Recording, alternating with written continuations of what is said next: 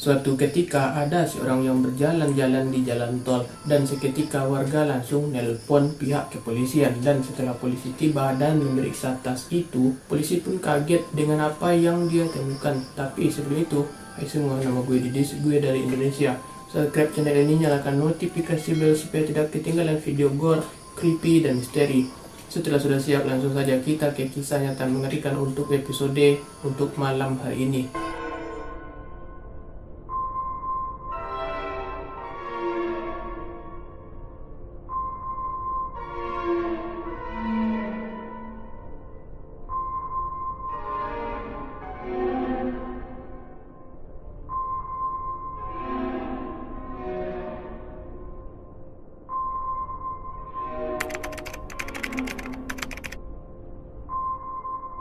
Pada tanggal 30 April tahun 2020, tepatnya di Kiev, Ukraina, ada sebuah wanita bernama Tatiana Pinova yang berusia 38 tahun. Seorang wanita yang pernah dikenal sebagai seorang ibu yang penuh kasih dan setia. Dalam asuhan, Tatiana jauh dari muda. Dia tumbuh di desa Podi, tidak jauh dari Kiev, di sebuah rumah yang bobrok.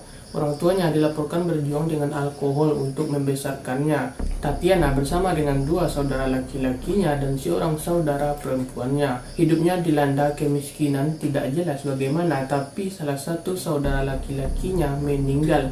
Sementara saudara laki-lakinya yang lain bernama Anton. Dia itu tuli dan bisu. Meskipun tantangan keluarga itu adalah hidup bersama di rumah bobrok itu selama bertahun-tahun, Tatiana akhirnya menikah dengan seorang pria dan dia pindah ke daerah rumah baru, di mana dia dan suaminya memiliki seorang putri yang bernama Christina. Namun pernikahannya akhirnya berantakan. Tatiana bercerai dan dia pindah kembali ke rumah tempat dia dibesarkan dulu, alias rumah dia yang bobrok tadi. Sekarang dia tinggal lagi bersama ayahnya. Soal ibunya Tatiana, gue nggak dapat info lebih lanjut apa yang terjadi pada ibunya saat ini. Tetapi diketahui bahwa Tatiana tinggal bersama ayahnya setidaknya selama 1 dekade terakhir. Kemudian terjadi perubahan tragis. Menurut Tatiana, sepupunya yang kadang-kadang berkunjung telah membunuh ayah dan neneknya, dan itu menyebabkan dia dihukum penjara selama 15 tahun dengan kepergian ayahnya. Setelah ayahnya meninggal,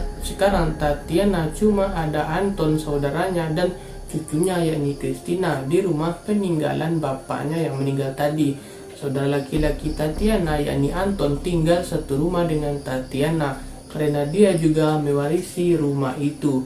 Mereka membagi rumah masing-masing, mengambil bagian mereka sendiri dan tinggal di sana selama bertahun-tahun. Sampai pada tahun 2020, rumah itu semakin rusak parah, pagarnya runtuh, dapur tampak diambang kehancuran, dan tanaman yang ditumbuhi tanaman liar yang membuat rumah itu tampak terbengkalai. Bahkan dilaporkan bahwa diasumsikan dia juga ada minjam uang dengan jaminan rumah itu, yang membuat rumah tangga yang sudah berjuang itu semakin terlilit hutang. Keluarga itu telah tinggal di desa selama beberapa generasi, namun mereka tampaknya tidak mengenal siapapun yang tinggal di sana. Tetangga menggambarkan mereka sebagai orang yang jauh dan kurang pergaulan dengan masyarakat setempat. Tapi Tatiana ramah, dia sering menyapa orang dengan senyuman manisnya. Tidak ada yang terlalu aneh tentang keluarga itu, tapi mereka jarang bersosialisasi saja. Waktu putri Tatiana yakni Christina berusia 13 tahun, dia dilaporkan bahwa dia tidak dekat dengan ayahnya dan bahwa Tatiana lah yang membesarkannya sendirian meskipun keluarga sedang berjuang secara finansial. Christina tidak kekurangan apapun. Dia merawat dengan baik, punya sopan santun, dan dikagumi oleh gurunya karena sifatnya yang bekerja keras dan mudah bergaul. Yang membedakannya dari anggota keluarga terisolasi lainnya, yakni Christina cocok dengannya di sekolah dan dari luar tidak ada tanda-tanda masalah. Orang-orang yang mengenal Tatiana menggambarkannya sebagai ibu yang berbakti dan penyayang. Dia sering bekerja tanpa lelah, melakukan 3 pekerjaan sekaligus untuk menghidupi putrinya, dan mereka menghabiskan banyak waktu bersama di akhir pekan.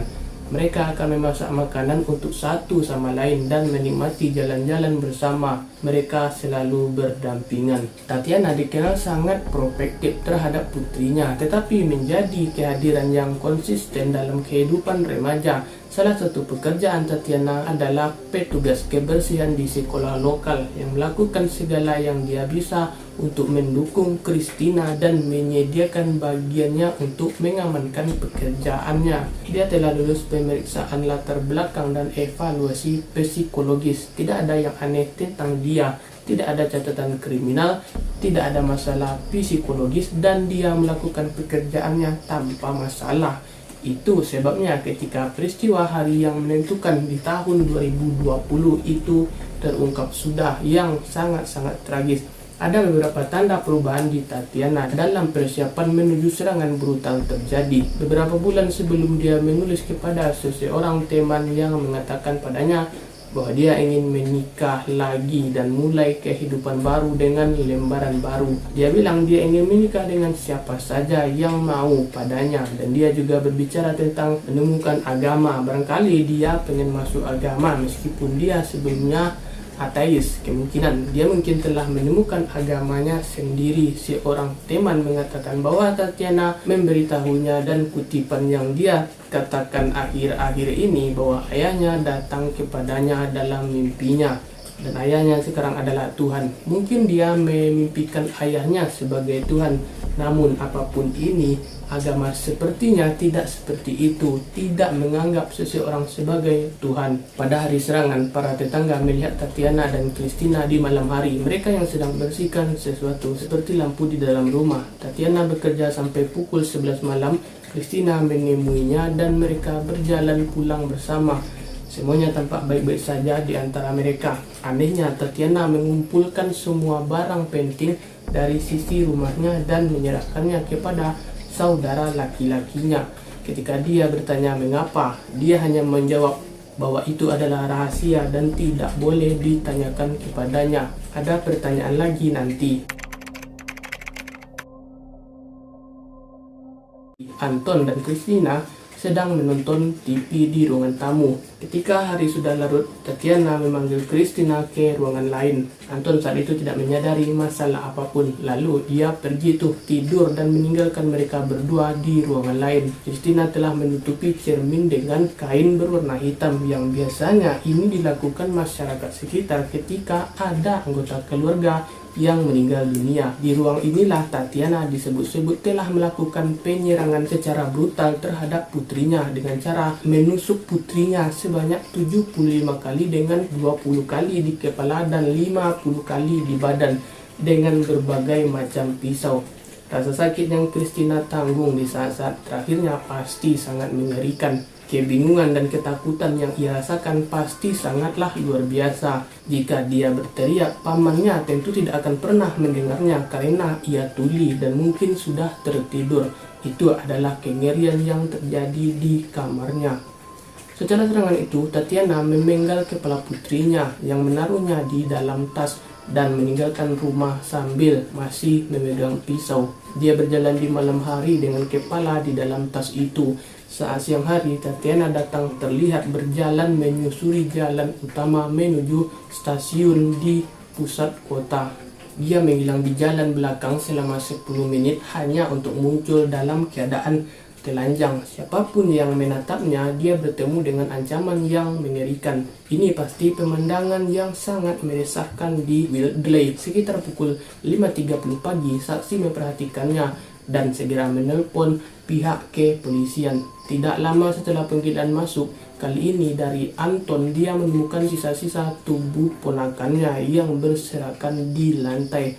Lalu si Anton ini pun melakukan panggilan ke 911. Tatiana sekarang dikejar oleh 4 mobil polisi. Dia berlari di jalan masih telanjang dan mengacungkan pisau setiap kali petugas mencoba menangkapnya.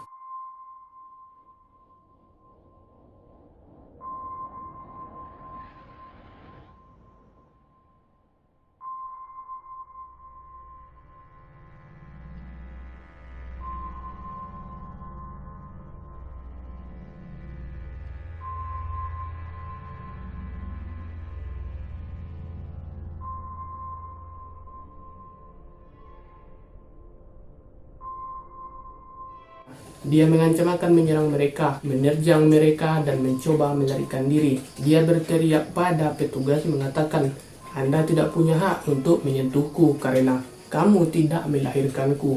Penegak hukum tidak punya pilihan selain mengikutinya dari jarak jauh. Akhirnya, mereka berhasil menahannya. Setelah perjuangan yang berkepanjangan, setelah ditangkap, Tatiana menyatakan bahwa dia tidak akan berkomunikasi dengan polisi atau menjawab pertanyaan apapun ketika isi tas itu terungkap. Bahkan petugas penegak hukum yang berpengalaman pun merasa ngeri. Tidak ada dari mereka berharap menemukan kepala seseorang gadis remaja, yakni Christina, namun tetap diam-diam ketika dia dibawa ke kantor polisi setelah penangkapannya. Kemudian ternyata dia tidak memiliki zat atau zat alkohol dalam sistem tubuhnya. Tatiana dengan cepat dimasukkan ke dalam kantor sambil dengan tidak ada kemungkinan bersyarat. Selama 2 bulan saat dia menunggu persidangannya, selama penampilannya di pengadilan, dia berteriak kepada hakim yang menyangkal adanya hubungan dengan kematian putrinya.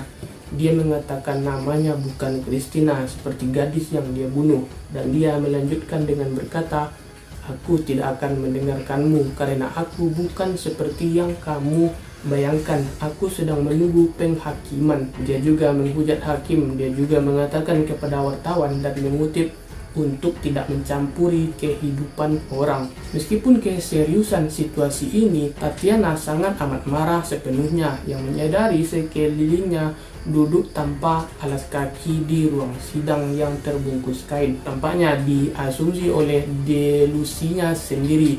Evaluasi psikiater forensik yang menyimpulkan bahwa Tatiana menderita dan terus menderita penyakit mental kronis pada saat kejahatan itu terjadi. Kondisinya membuat dia tidak mampu memahami atau mengendalikan tindakannya sendiri sehingga dia bisa menghasilkan perbuatan sekeji itu. Christina dimakamkan di fasilitas psikiater untuk perawatan wajib di Desa Podor. Christina dimakamkan di pemakaman umum dengan gaun putih. Tetangga, guru, dan kenalannya berkumpul di situ untuk memberikan penghormatan terakhir. Banyak yang menggambarkan Christina sebagai sosok yang dicintai oleh komunitasnya dan berbicara tentang betapa berbaktinya dia kepada ibunya. Ibunya tampak tidak ada yang bisa memahami apa yang menyebabkan kejadian mengerikan seperti itu. Bahkan ayah kandung Christina, yakni Vitali, yang menghadiri pemakaman pada peringatan pertama kematiannya. Penduduk desa mengumpulkan uang untuk meletakkan batu nisan di makamnya. Dari bangsal psikiater, Tatiana sering menulis surat kepada seseorang teman di salah satu temannya. Temannya bertanya ke mana dia pergi ketika dia pergi dengan kepala putrinya yang terpenggal. Tatiana menjawab bahwa dia bermaksud untuk menunjukkan kepada pria yang diklaim dalam tanda kutip membuatnya melakukannya, tetapi dia tidak memberikan rincian lebih lanjut penjelasan ini. Ini dipercaya secara luas menjadi delusi. Tatiana juga telah menulis bahwa berharap untuk segera dibebaskan dengan mengklaim bahwa potensi pemotongan dana untuk fasilitas tersebut akan memastikan pembebasannya. Namun para pejabat telah meyakinkan penduduk setempat bahwa perawatannya tidak terbatas dan dia tidak akan dibebaskan kecuali dia menunjukkan peningkatan yang signifikan dalam kesehatan mental. Meskipun ada jaminan ini, banyak masyarakat masih gelisah takut kemungkinan dia kembali. Ada kemungkinan lain yang mungkin bisa mempengaruhi kasus tersebut, yakni kakak Tania, Anton, yang berkata dan mengutip, "Saya tidak percaya bahwa Tatiana membunuh putrinya sendiri. Saya melihat betapa saudara perempuan saya ini mencintai dan memuja putrinya. Dikatakan bahwa ada seorang pria tak dikenal di rumah pada malam pembunuhan dan dia terlihat di CCTV. Saya belum dapat menemukan bukti apapun tentang ini. Tetapi keluarganya tampaknya bersikeras bahwa dia tidak mungkin melakukan hal segila ini." Ibunya dikutip mengatakan, "Saya bisa tidak percaya bahwa Tatiana melakukan ini. Dia adalah ibu yang luar biasa yang akan melakukan apapun untuk putrinya. Sesuatu pasti telah terjadi di rumah itu." Jadi apakah ini kasus seorang wanita yang mengingatkan hari itu mengalami episode psikotik, atau mungkinkah sesuatu telah terjadi di sana? dan orang tidak dikenal telah memanipulasi Tatiana untuk membunuh anaknya sendiri. Tidak ada yang tahu. So, jadi itu saja yang dapat gue sampaikan. Sampai jumpa di video selanjutnya dan bye-bye.